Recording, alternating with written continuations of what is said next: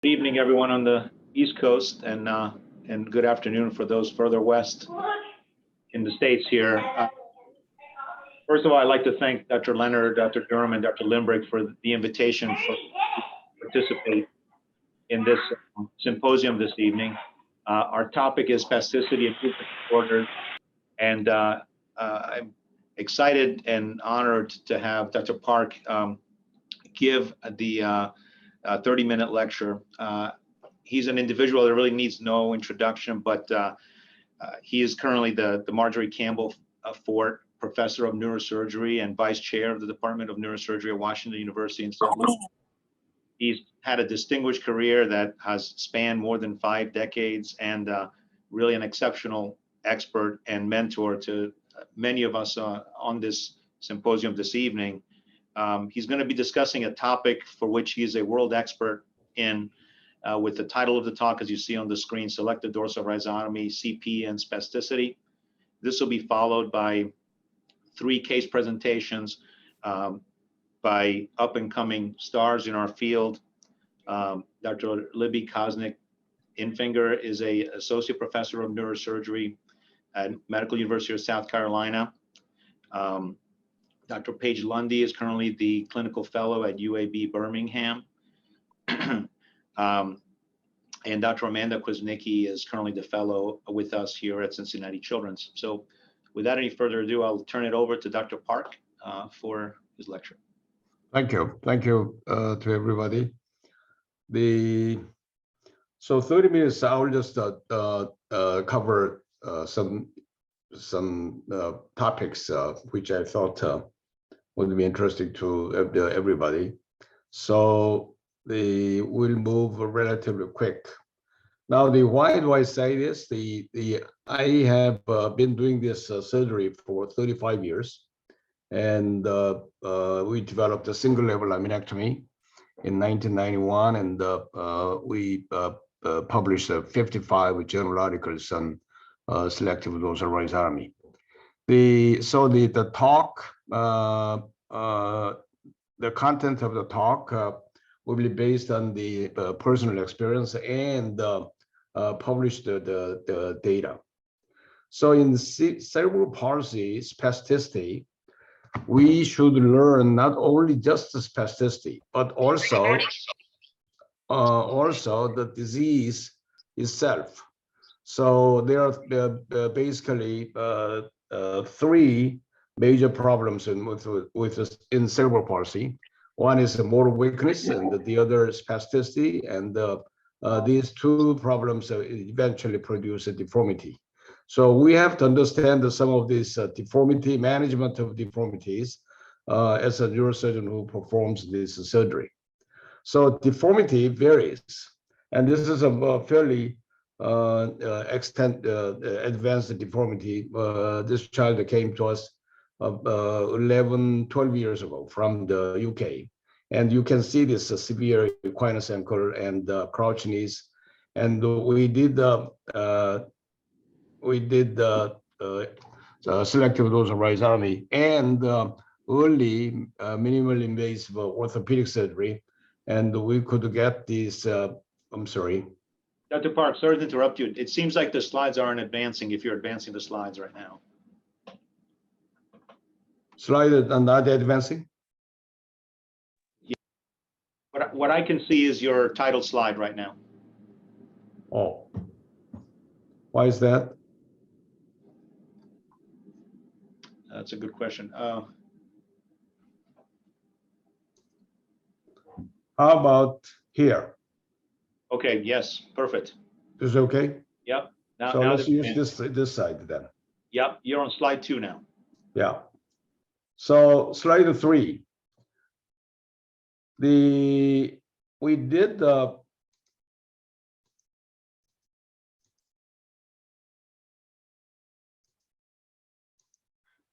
after combined selective dorsal SDR and orthopedic surgery.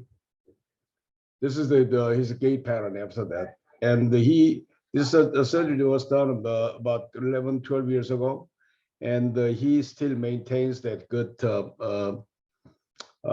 He's basically, he finished the college and has a normal life as in the UK.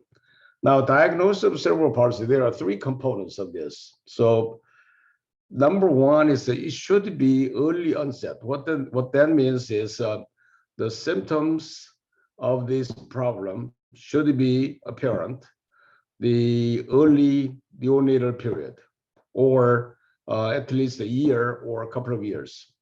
If a child has developed a normal, had a normal motor development for 3 years, let's say, and developed this signs of spasticity and so forth, and that's not the cerebral palsy in general. So that's one aspect. Of course, a motor and the posture disorder, they say this is a static disease, but this is not clinically. This is not the static disease. As they patients get old, they develop the various problems, more problems. But the brain lesions are static. Most of the common pathology is the periventricular leukomalacia. So this is the diagnosis. Now, question is, the CP spasticity is beneficial in any way? The many professionals say, well, the child is using the spasticity. In my opinion, there is no benefit, not a single benefit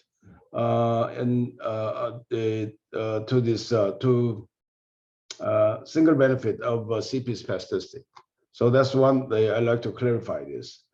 In contrast, there are many negative effects of spasticity. One of them is, of course, inhibits the motor development in early childhood. They reduce the daily activities and exercise, and the muscles in children grow, longitudinal muscle growth occurs because of the mechanical stretching.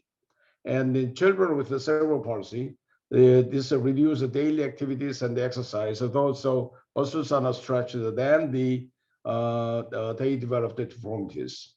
Another problem is the CP spasticity damages the muscles directly. There is evidence for this, and develop premature aging.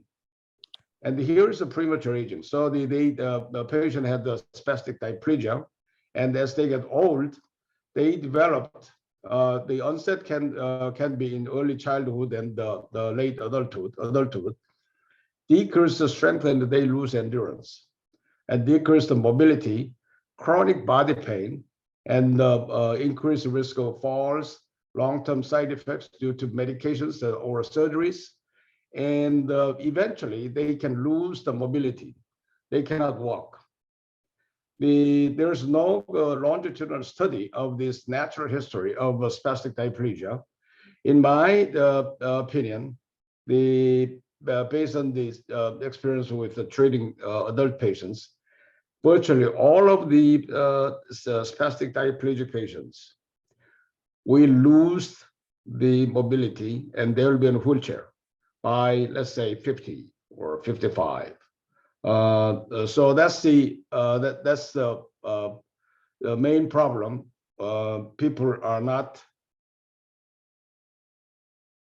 aware of this. They may not understand the problems deeply, but this is the problem, one problem. And so the CP spasticity treatment, even mild spasticity, should be eliminated, ideally. And the SDR is the only treatment that can eliminate the spasticity permanently.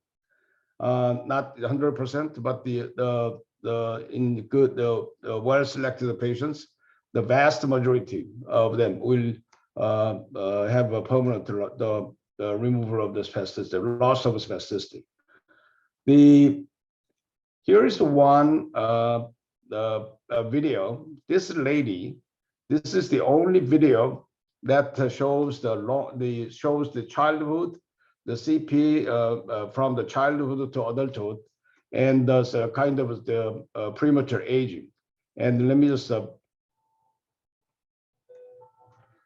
this patient is now from Ireland. Her mother, she's a French, and the mother is a French, and the mother videotaped all.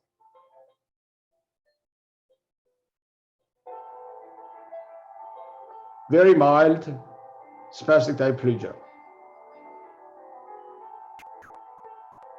and active in childhood.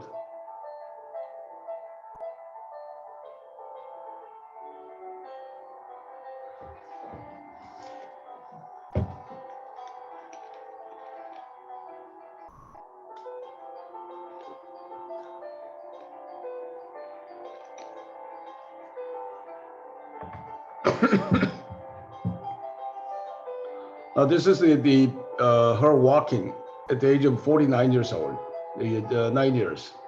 And we did the surgery in 2016.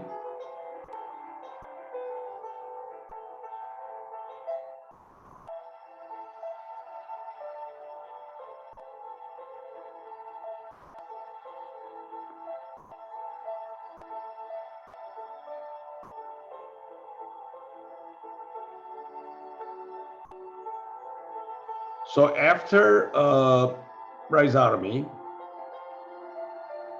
she improved to this extent. So that's the point one of the point So the point is, mild CP can cause severe problems in late adulthood or sometime in their lifetime. The patient selection. So who should we select the patients? Patient selection is obviously most important, and the contraindication or not suitable conditions are as follows: severe traumatic brain injury, the diffuse injury causing the increased muscle tone, not only by spasticity but also dystonia. And so that's I don't select this group of patients. Another one is a predominant dystonia with some spasticity. The mixed CP patients with the spasticity and dystonia, some of them have more spasticity than dystonia, and some of them dystonia is more prominent. And I don't select these patients. See, but if the spasticity is predominant, they can benefit from rhizotomy, even despite the dystonia. Severe spine deformities, such as it applies to adults especially, lordosis, scoliosis, kyphosis, and so forth. And those patients we don't. Now, another one is over-lengthened at the heel cord. If the heel cord is over-lengthened, they develop the crouch knees because the heel cord does not hold this posterior part of the leg. So they eventually develops a knee pain and basically will be on a wheelchair. It's not the absolute contraindication. If the parents understand their child will be eventually in the wheelchair and still like to have a benefit of having no spasticity, we can do the surgery. There's no potential for functional gains. I don't accept these patients. The functional gain means that they should improve walking and especially at walking and other motor functions. Now here is the non-ambulatory quadriplegics, how we do this. So in general, I don't do surgery. I don't accept these patients. The reason is this: Spasticity may return after rhizotomy. In this, the high instance, in this non-ambulatory quadriplegics, and there is underlying dystonia, underlying severe spasticity, and after the surgery, their muscle tone may not change. They have a hypertonia. Some people mentioned the ventral rhizotomy can be an option for treatment of these patients. The problem is, if we do the ventral rhizotomy, they develop the muscle atrophy and pressure sore. So that's the problem. Also, some of these patients better off with the benefit of there's some benefit of the spasticity in the let's say kind of prevents this the pulmonary emboli, the blood clot, because of this the slow venous return, and the ITB may be an option. So basically, this is a reason why I don't accept these patients. Suitable for SDR. One is this: we need to consider these factors in patient selection. One is the CP subtypes. Especially in predicting the outcomes, CP subtypes are important.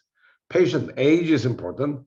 History of a premature birth. For some reason, the children born prematurely, they have a better outcomes after rhizotomy.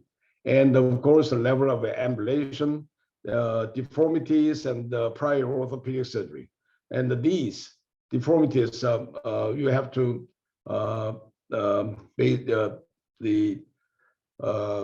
use these to predict the outcomes. And the progressive neurological disease, if there is progressive neurological disease of any kind, I don't do the surgery on them, because eventually, the example is the syringomyelia. We had one child, syringomyelia. We didn't do the spine MRI. We don't do the spine MRI routine, and we did the surgery, and the syringomyelia happened to be in the cornus medullaris area. And after the surgery, the child became paraplegic. And we did MRI. Initially improved, then later it became the paraplegic. And post rhizotomy MRI showed the syringomyelia. So this is one lesson I learned, or a big lesson. And the general health condition, of course, so we have to think about these. So patients, now regarding these subtypes, spastic diplegia, spastic hemiplegia, triplegia, and quadriplegia who can walk in some fashion, I think they can all be a candidate for rhizotomy. They will benefit from rhizotomy. So that's one point I like to make. Now, if I say this to, let's say, orthopedic surgeons or the rehabilitation doctors, they will say, "Oh, that's you are single-minded, simply too simplified." But I still believe they are the candidates. Now, the high-function independent walker, they are all independent. They walk independently indoors and outdoors. And we have done surgery on 1,945 since 1987. So the immediate benefits of the rhizotomy are clear. They improve the balance, they improve the movement, they can exercise, they have less pain, and those are, for example, and also prevent premature aging. So this is the one, we have a very large number of patients, 39% of the patients who are walking independently. So that's one point. I mentioned that premature birth, is associated with a better outcome better outcome after that rhizotomy, and 85% of our patients were born prematurely. Now the one group of patients is this: patients were born at full term, MRI is normal, and the diagnosis is a spastic diplegia. And we don't know what caused the cerebral palsy. In these patients, we recommend the genetic test for hereditary spastic paraplegia. And we can make the diagnosis not in all patients, but not all patients in this group, but at least we can rule out HSP, which is a progressive disease. So this is our protocol. If they are born full term, MRI is normal, and spastic diplegia, then we obtain the genetic test. Even if a genetic test is negative, we can still proceed with the surgery. This is what I have been doing. Now, age cutoff.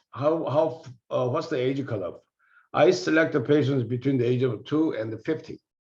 We have about 200 patients in adult patients in our series. So adult patients, the young patients at the age of 2 and 3 years, I believe the optimal age for rhizotomy is 2 years and 3 years.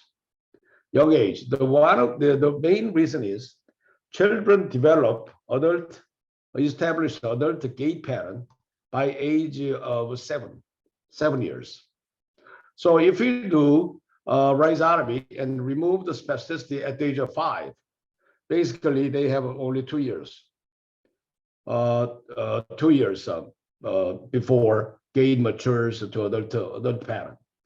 If we do surgery at 2 years, we have at least 5 more years for them to develop the motor, develop the gait pattern. Of course, there is no way we can study whether this early SDL can really benefit these children in motor development. There's no way we can study that topic. But we have 27% of the patients, about 1,300 patients, were at the age of 2 and 3 years at the time of surgery. We see increasing number of these young patients in our place. Now, SDL on adults, I mentioned that 211 patients had the surgery, and the surgery is difficult.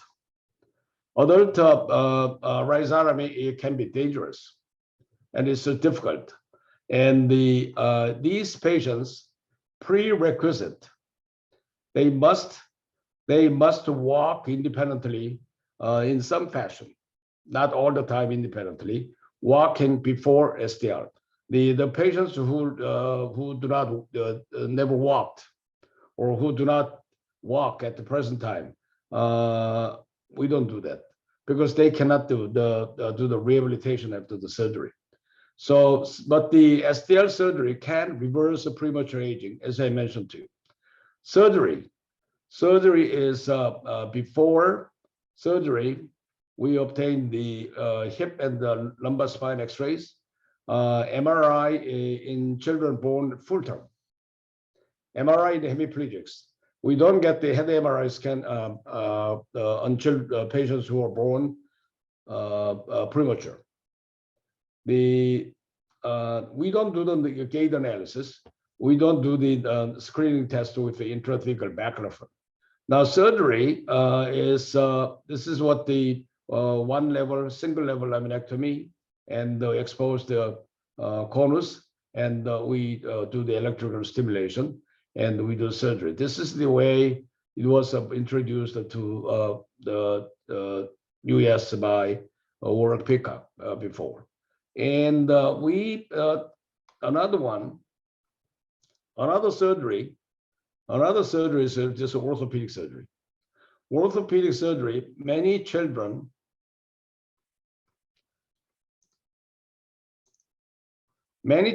have a tight hamstrings and heel cord. And shortly after the surgery, within the next day, 6 months or 4 months, on international patients, we do that within a week after the surgery. And we basically release this hamstrings and heel cord, and they can have a better alignment. So that this is the, I recommend, I strongly support this orthopedic surgery. So combine the surgery, this is what we want. SDL outcomes. Now I'll quickly finish this. SDL outcome study. Number one is the rhizotomy as some prospective studies. All orthopedic procedures have no prospective studies. Have no. And it's difficult to study for various reasons. And here we did in early 1990s. This is NIH-funded study. We did the short-term studies. Oh, I'm sorry. Early complication. Early complication is we had a very few, let's say 13 patients with the CSF leak, 5 patients and the real bad wound infection, and motor weakness, urinary incontinence, 1 patient.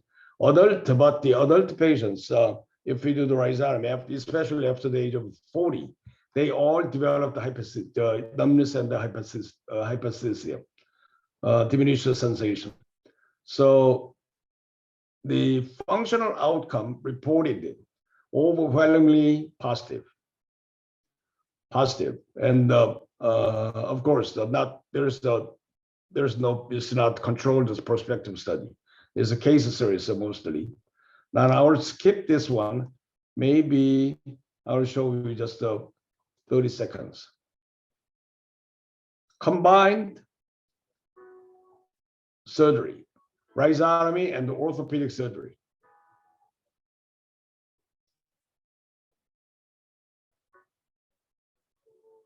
So in July 2010, she had a surgery, and her mother made this video.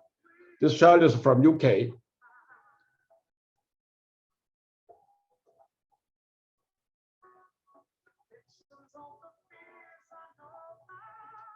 Now, if you go,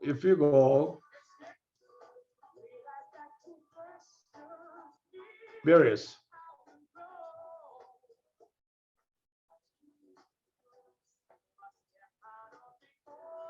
So this is the functional improvements, obviously. Now the outcome studies, we did the short-term outcome studies funded by NIH. We had 3 groups in that, and we measured the spasticity, strength, and gait parameters, and it all positive. We published the papers. Another one is outcomes in adult. After adulthood, the rhizotomy. We also published the data. Long-term functional outcome study. Our studies, a couple of them, the couple of studies. So we have a patient database with the email address, and the 810 patients were potential candidates. And we did a survey. We basically just sent the email to these patients. That's about nine years ago, and 36% returned. Now you may think this is not terrific. Of course it's not. But the one is because we cannot do this prospective studies. Only study we can do is a survey. Now the problem is we could use our database, which was created for clinical purpose, and now the ILB, our ILB says you cannot use this database that was created for clinical purpose. So you can only do prospective studies. Now, I can emphasize this. It's so difficult to do the prospective studies.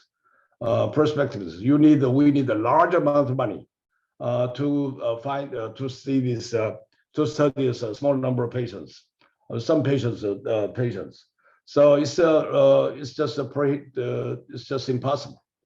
And here in this survey study, they say level of ambulation at the time of surgery compared to pre-STL ambulation improved, and the same 53. Same. This is also positive outcome. If they did not have the rhizotomy, they gait may have deteriorated. So overall positive data. And we also asked them your quality of life of these patients. 88% of the patients were felt their life is better after the rhizotomy. Perception of STR in this group, 83% of the patients says I would recommend the surgery to other patients. The one of the studies, we published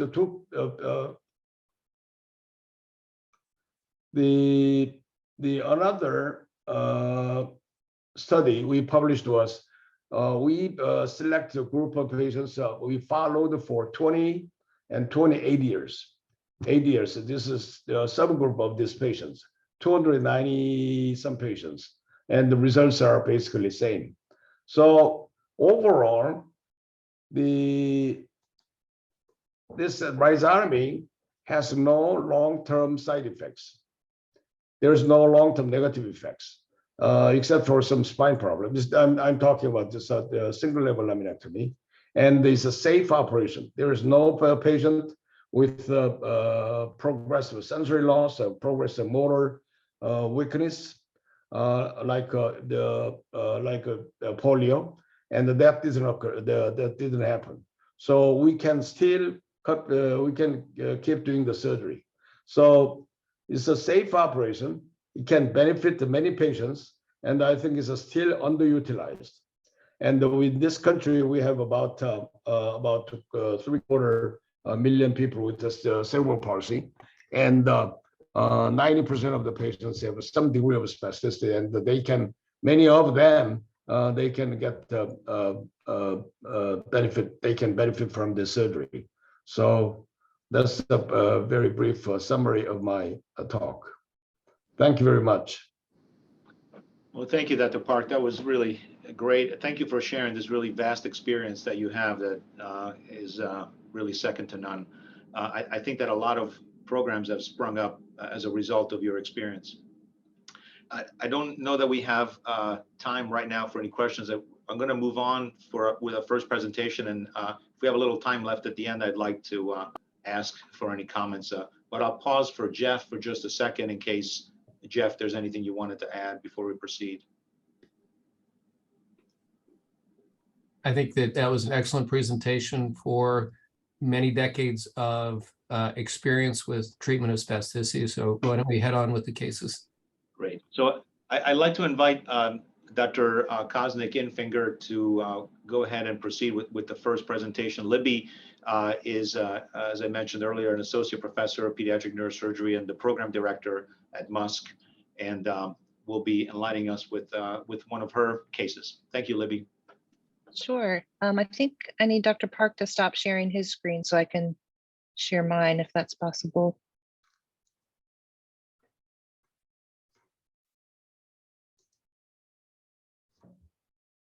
All right.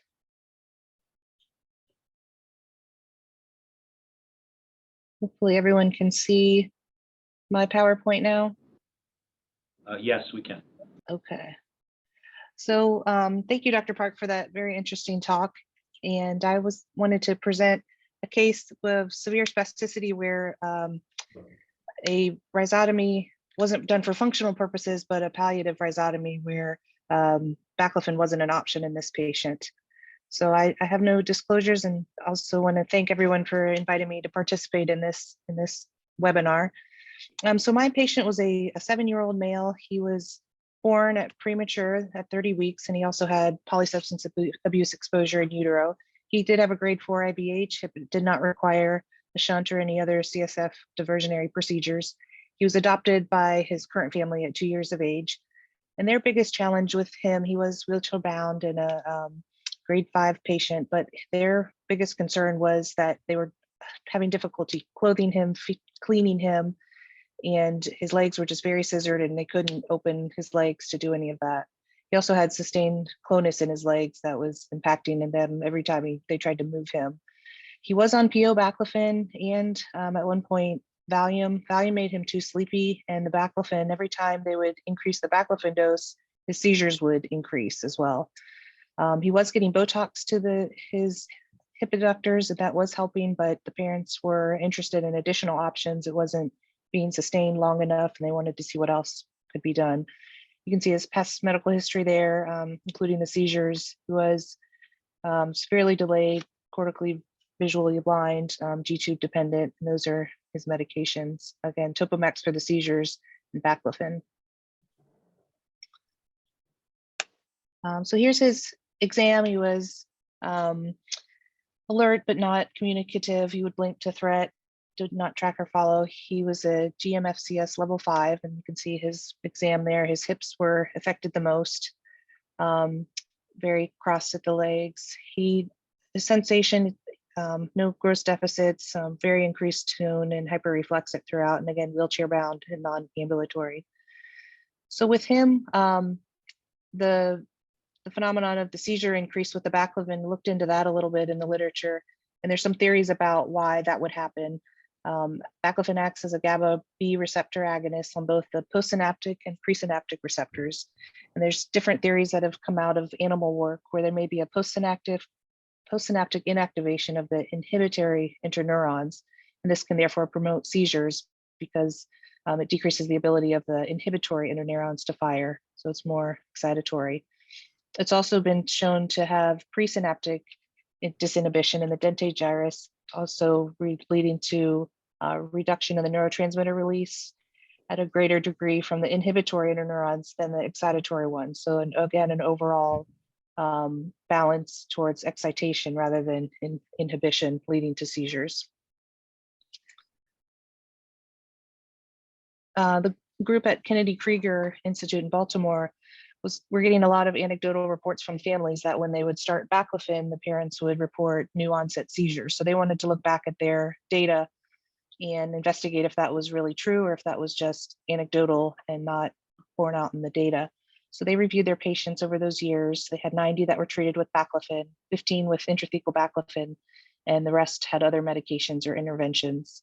They had 36 that were older than 10 and 54 that were less than 10, and they kind of used that as the age cutoff of the groups they looked at.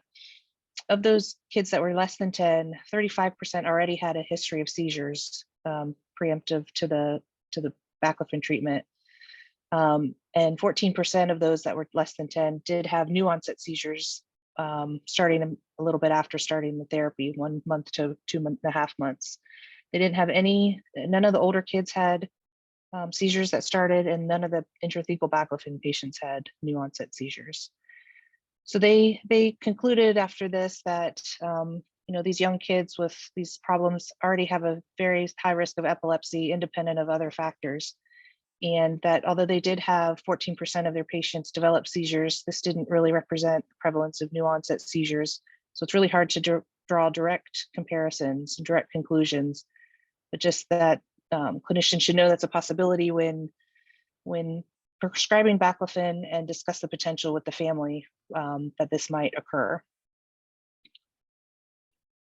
So our patient, the parents were very adamantly against even increasing the PO baclofen, and they wanted different options. So we discussed the palliative rhizotomy, and here's a paper that reviewed 54 grade 4 and 5 patients who had rhizotomies plus specialized PT afterwards. Their patients ranged about 10 years, and they interestingly had 16 that were doing a conversion procedure from a prior pump placement to a rhizotomy. Some were because of the pump was end of life, and some were from infectious reasons that they were trying to be free of the pump. And they wanted to look at the Ashworth scores at baseline and compare it to 2 months, 8 months, and 14 months post-op. They also examined neurologic functions in these patients. So they saw a great increase, statistically significant, that the baseline score was 3.2, and then they had a significant decrease in the scores at 2 months of 3 of the Ashworth score, and that was sustained over the time to the 14-month was the last point. So the grade 4s improved about 2.8, and the grade 5s even a little bit more at 3.2. That they also had upper limb spasticity decrease, and those that have done rhizotomies, you've probably seen that where there's even though you're only working on the legs, that you do see sometimes a reduction in the upper limb spasticity as well. And overall, their study concluded that this is a good option, that they've had post-treatment of scores down to 0 that was clinically significant in these high-grade patients. And also that urinary incontinence was observed, improved in 71% of grade 4 and 42% of grade 5 patients. So our patient, we did a palliative rhizotomy and did it similar to Dr. Park's method as he's published, and cut 70% on the right, which was a little bit worse than the left side. His spontaneous clonus decreased and stopped in his legs, and his hips were much more able to be moved and manipulated, and better for the parents to clean and bathe him and clothe him. So they were very happy with the outcome, and that's been sustained for a couple years now. So I felt this to be a good option in a patient where, even though it's not a functional result, and it'll be interesting, like Dr. Park mentioned, long-term, whether this is sustained or not, but for now, this is serving the patient well and his family well to take better care of him in a tough case.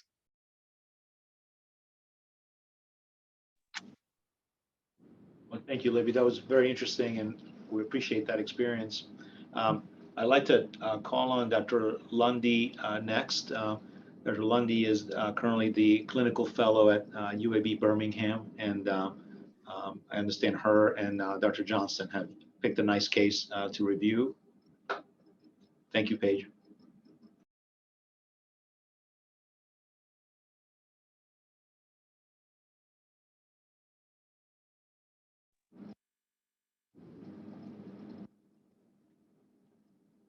You might be muted. Yeah, sorry. Can you hear me now? There we go. I couldn't get the top to pop down, so my apologies. So yes, I'm Paige Lundy. I'm the current fellow at UAB in Alabama, and tonight I'm going to talk about a movement disorder case. So our case is a 16-year-old male. He has a history of cerebral palsy and with severe dystonia, as well as scoliosis and rib deformities. He's had a baclofen pump that's been in place since the age of 8, and he underwent pump replacement at age 12 for end of battery life. Since that replacement, he's been struggling with intermittent lack of response. The episodes are consistent with baclofen withdrawal.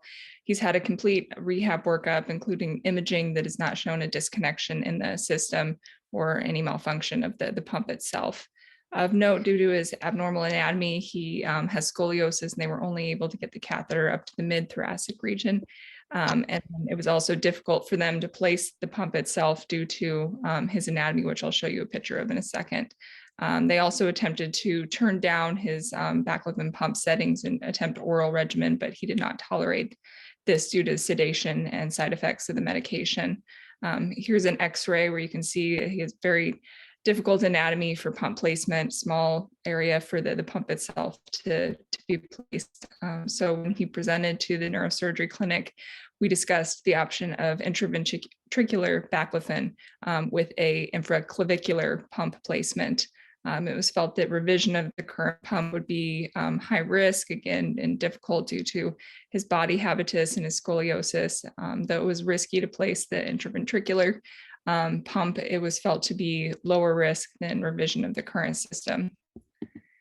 So the operation itself includes placing a burr hole at Coker's point and then using stealth navigation to place a navigated peel away sheath through which the endoscope can be placed to confirm placement of the intraventricular baclofen proximal catheter. And then this is then hooked up and tunneled down to the pump site below the clavicle. And these are some x-rays that show that anatomy of that procedure in the end.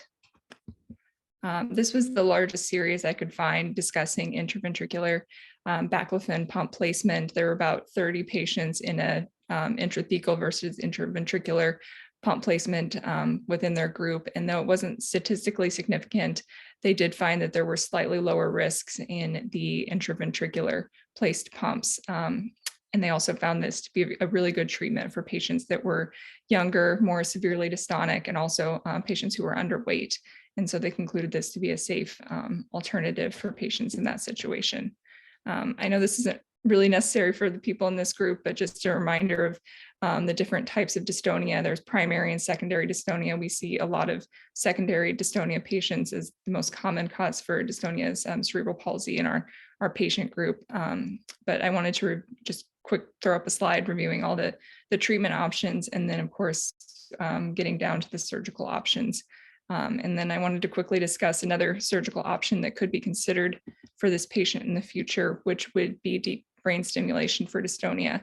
A lot of groups have shown safety and efficacy for primary dystonia patients with DBS, but there's less robust response and reports regarding our secondary dystonia patients.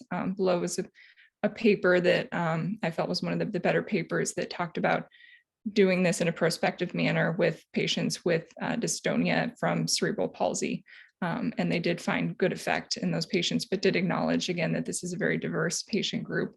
And so there would have to be more information and more study on who is the best candidate. And then quickly touching on the target for the deep brain stimulation, both GPI and SDN as well are discussed in the literature. I think I saw more reports of GPI, but some clout differences for the two, and I'm sure there are some, and maybe more to be determined as well. But overall, the best papers that I found, it was felt that there was a similar response between those two for dystonia patients. And those are my resources, and I'll turn it back over, and I'm happy to discuss more and field questions. Thank you, Dr. Lundy. That was really interesting and a great presentation. I appreciate you also bringing in the movement disorder aspect to this, just given that that was part of our topic for the evening. Sure. Our last speaker for this evening is going to be Dr. Kwasnicki. Amanda is our current fellow here at Cincinnati Children's, and she will also be presenting a unique case. Thank you, Amanda. Thank you, Dr. Mangano.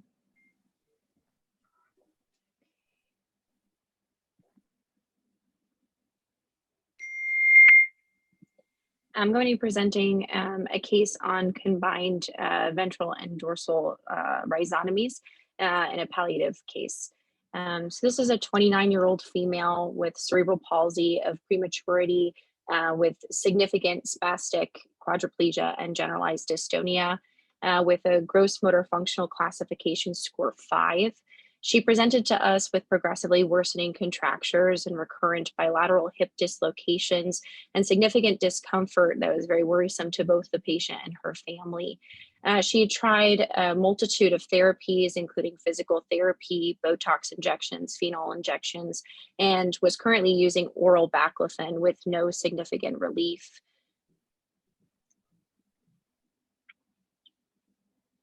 On her exam, she demonstrated global developmental delay, but was able to say a few words at a time. She was significantly hypertonic in both her upper and lower extremities and had decreased use of both upper and lower extremities secondary to that, in addition to severe spastic quadriplegia. She was wheelchair bound for all mobility and completely unable to bear any weight on her lower extremities.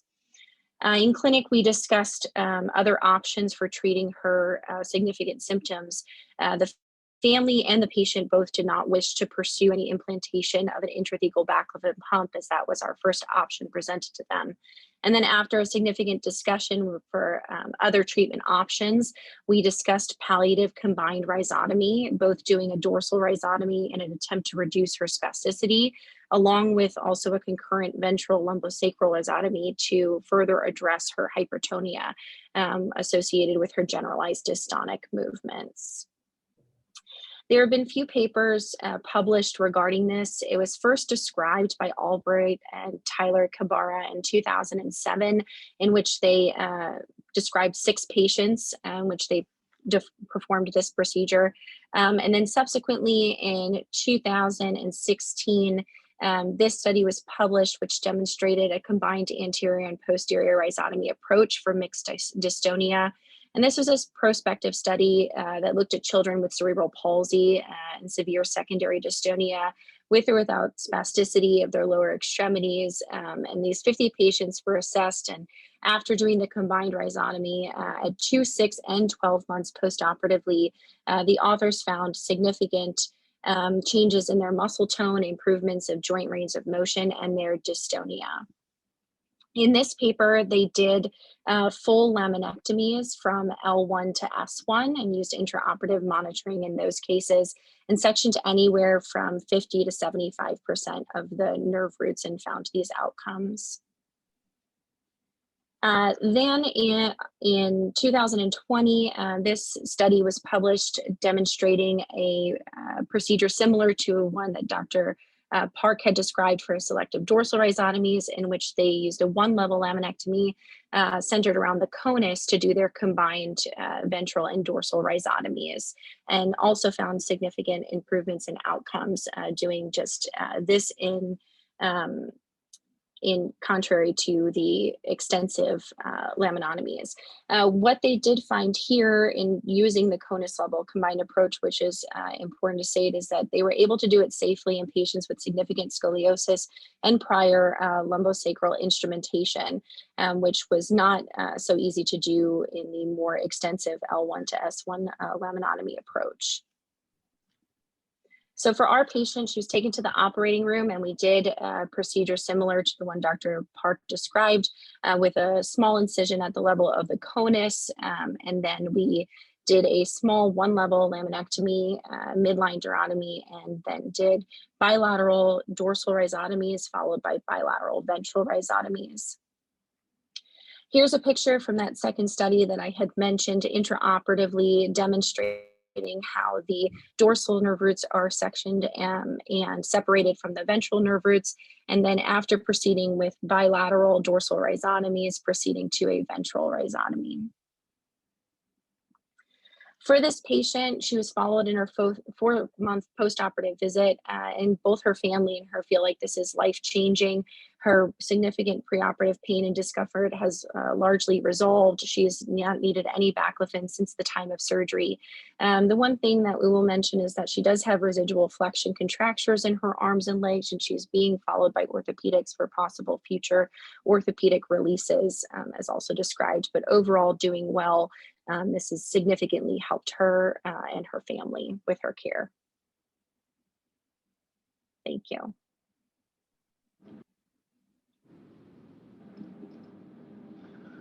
Thank you, Amanda. That was really interesting presentation as well. I want to thank all 4 of our speakers. Our goal for this evening was to not only be informative, but perhaps even be a little controversial, which maybe we have been. I'm wondering if Dr. Leonard has any comments in the chat with the few minutes that we have left, or any questions perhaps for the speakers. Yeah, hello there, and thank you very much for some very nice presentations. The 2 questions I had was adequate follow-up for the non-ambulatory CP patients. We have a few people on that do have experience with some of the palliative rhizotomies, for lack of a better word, and what are you guys seeing from your long-term follow-up patients, and if so, how long? Pick on, say, Brandon and Chuck. I know you guys do some of these. Do you have any opinions on that?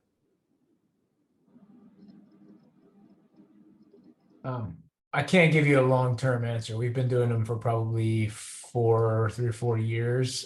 So I have kind of like an intermediate term follow-up, and we see these patients back annually in the spasticity clinic, and parents are uniformly very satisfied with it still. I can't say objectively how well maintained their lack of spasticity is or their reduction in spasticity is, but the folks are still pretty happy that they had the procedure. I'll get you more information in the longer term. Chuck, how about you? Yeah, absolutely. I would echo those sentiments, particularly for those patients. And of course, this is not a large number of patients that have had a combined dorsal and ventral rhizotomy. We do continue to see them annually, and they're just very satisfied. I think the big questions, and Dr. Park already alluded to some of these, will be as the years go by in terms of their muscle atrophy. Do we see increasing issues with pressure sores, or does this negatively impact their bone density even more than we see in this non-ambulatory population as they grow older? And so those are all things that we try to follow, particularly in our CP team clinic, where we have all of the disciplines there. So I think it will be interesting to see as these patients get 5 years out and 10 years out, whether or not the juice is worth the squeeze, as it were. Yeah. TS, what do you think? How long do you take to see those? And you have the most experience of any of us in doing this. Well, I have not done the ventral rhizotomy, but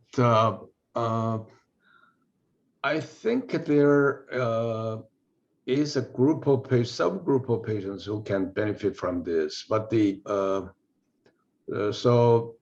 may be good if you do some long-term follow-up and to find out benefits and some adverse effects. I don't just remove this from my kind of recommendations of I still think there is a group of patients, but the muscle atrophy issue. I did the ventral rhizotomy first time in 1987 on spinal cord injury patients, spastic paraplegia completely, and that's the best way to remove the spasticity. But the rehabilitation physiatrist that came to me, adult physiatrist that came to me, he told me about this muscle atrophy. And he just stopped me doing the surgery. And he also mentioned this venous return in adult patients and pulmonary emboli issue, the possible. In children, I think that's the less problem. So question is how much, let's say, how much you cut this ventral lobes. If you do keep doing the surgery, one thing you can do is, of course, the total ventral rhizotomy is not recommended, but you do the dorsal rhizotomy in a standard way, then add this ventral rhizotomy. You can kind of do the different percentage cut, and then find out what would be the safe zone. So maybe I think there's a room for further investigation. Thank you, TS. Kimberly, do you have a question? Yeah, I had a couple questions actually. I am fairly junior faculty in West Virginia.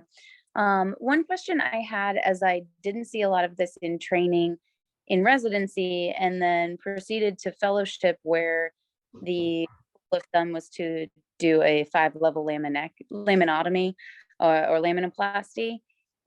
I think one of the early questions I had is, do you image people to know where their conus is? You had alluded to imaging earlier, but that sounded more kind of syringomyelia workup. And so if you're not doing that, are you looking for a conus level to do a targeted single level laminectomy? So we don't do the spine MRI as a routine. We found only 2 or 3 patients on the MRI scan, or one child that had the spinal lipoma, and we exposed, and then there was a lipoma. No, but the child presented exactly with the spastic diplegia. So the long, if you in the literature, the most commonly reported the long-term adverse effects, the complication is the spine deformities, the lordosis, scoliosis, and the kyphosis, and so forth. So that's documented there. I did so that's the one. After we do this single level laminectomy, we had only 2 patients who required the surgery. They had a T12 and the L1 subluxation, and anterior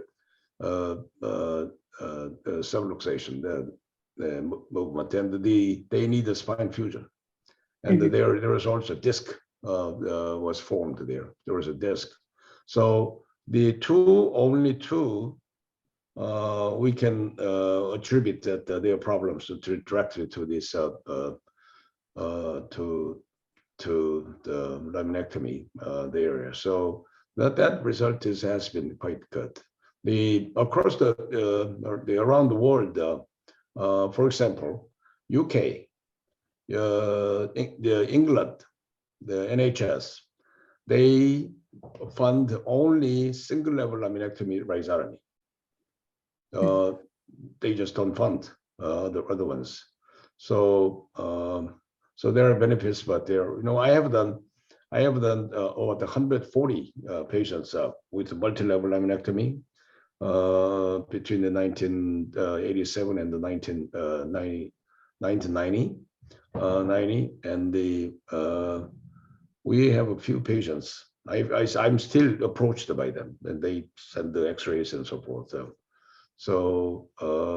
But not very high level. The high percentage of the patients who will develop this. But the problem is, even if, let's say, there is a 10% risk of spine deformities, and if you keep doing the surgery, that's a lot of a problem. That's a lot of a problem. But surgeons should be doing what they think they can achieve the best outcome in their hands. So it's a dealer's choice. That's helpful. Thank you. My other question is in regard to, I'm at a smaller institution where we don't have a well vetted or robust spasticity program. Can you talk a little bit about what the rehab process looks like after an SDR? Just as I've worked with colleagues, in neurology as well as PM&R, trying to understand what would we need to put in place for infrastructure to be able to reasonably offer this surgery with appropriate post-operative support for the patient and the family. So some places they do inpatient rehabilitation, physical therapy during the first month or so. I have not done inpatient therapy. We always have done this outpatient therapy, and the outpatient therapy, it costs a lot of money for the patient parents, and that has been one of my main concerns over the years. Because they have to spend a lot of money over the years, not only the few years down the road. So they need to find the priority where would they should invest there. Outpatient therapy is the one.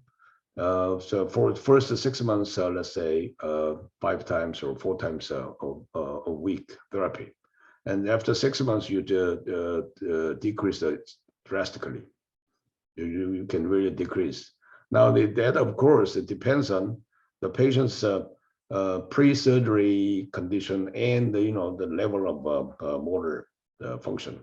The the really high function independent patients, so they can rapidly you can really rapidly decrease there.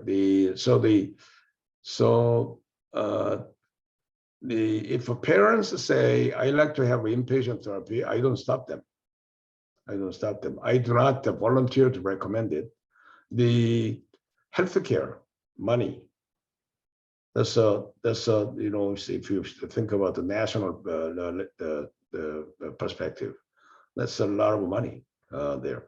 And the one day it was introduced back in 1987, 86. The inpatient therapy, after rhizotomy, including all that, and was more expensive than heart transplant in those days.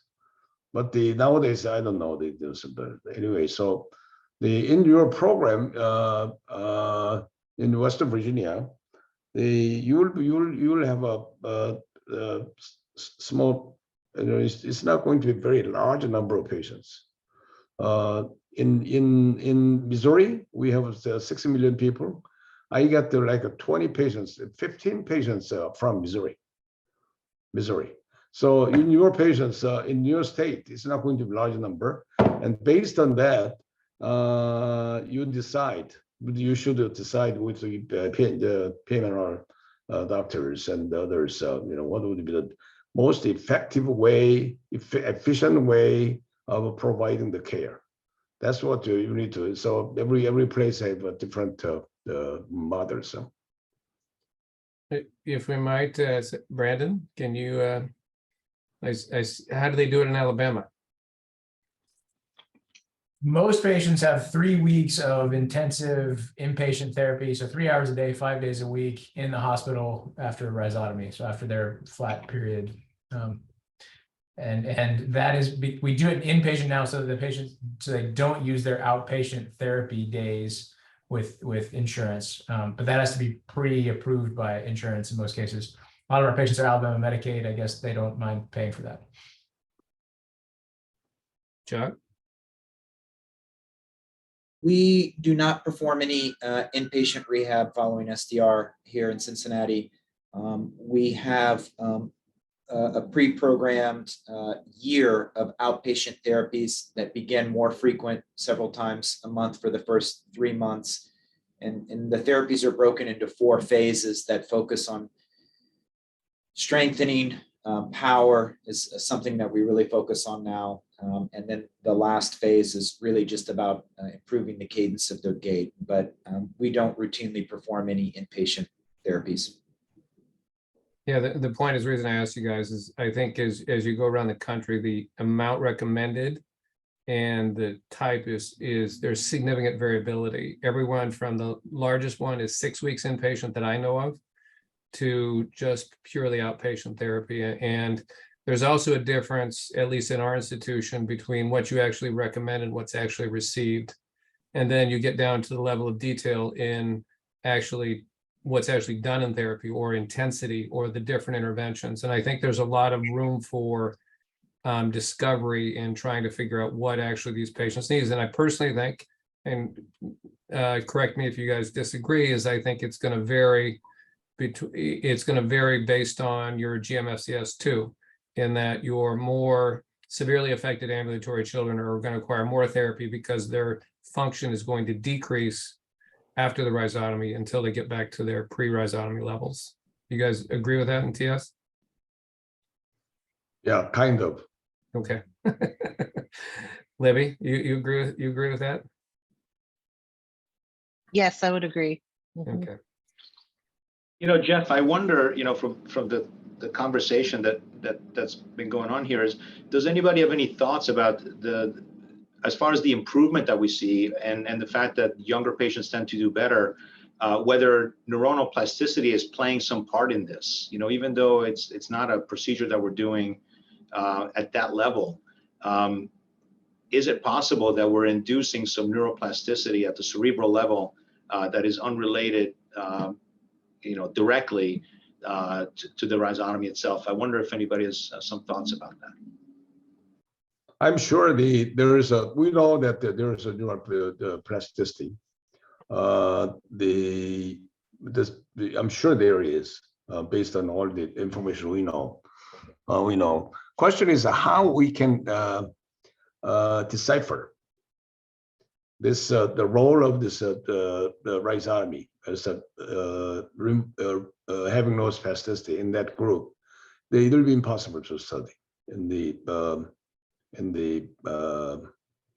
clinical arena. It's impossible. It's absolutely impossible.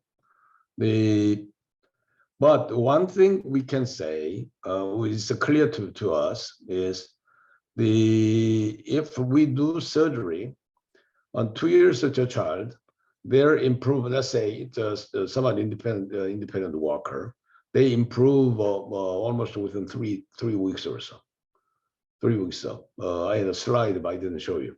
The 3 weeks they improve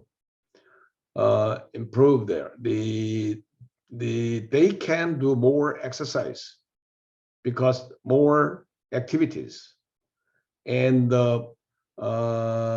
it's possible they develop less deformities. Let's say less heel cord, short heel cord, and the short hamstrings and the short muscles. That part is clinically evident. Also, it's difficult to do the comparison study there.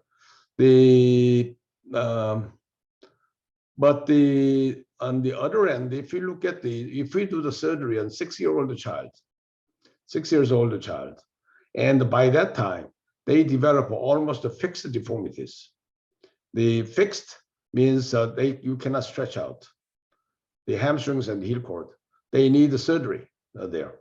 Now, if you leave them there, this is not just a soft tissue deformities. It's a bony deformity. They develop all this bone terms. So the orthopedic surgeons say we do the multi-level surgery, including femoral osteotomy, which I'm very strongly opposed to. So that's the kind of little thought about the issue. But I like this the surgery on the young children.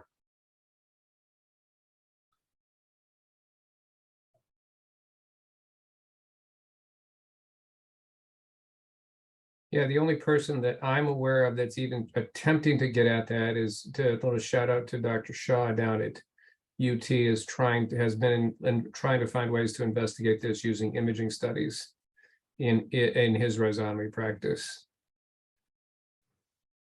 So I think more remains to be determined as to the effect of rhizotomy on cortical function. Do I have that right, Dave? Yeah, that's right. He is doing that.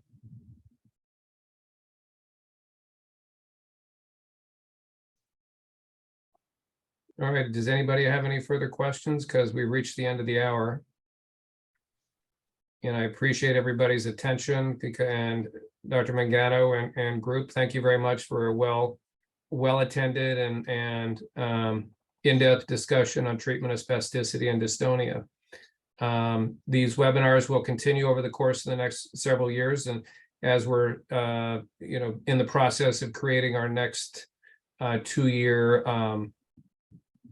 calendar, and I look forward to everybody's participation. And we'll also, over the course of this next month, also have a new addition to our webinar series led by Dr. David Limerick and his discussion of the impactful papers in pediatric neurosurgery.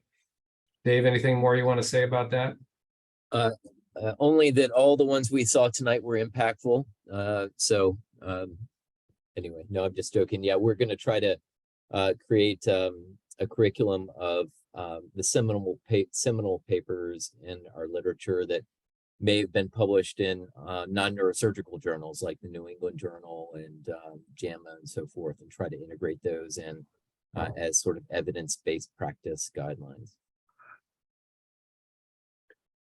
All right. Thank you very much for your time, and I look forward to everybody seeing everybody at our next webinar here when we have it, not this month, but the following. Thank you much for your time. Thank you. Thanks, Jeff. You, bye all.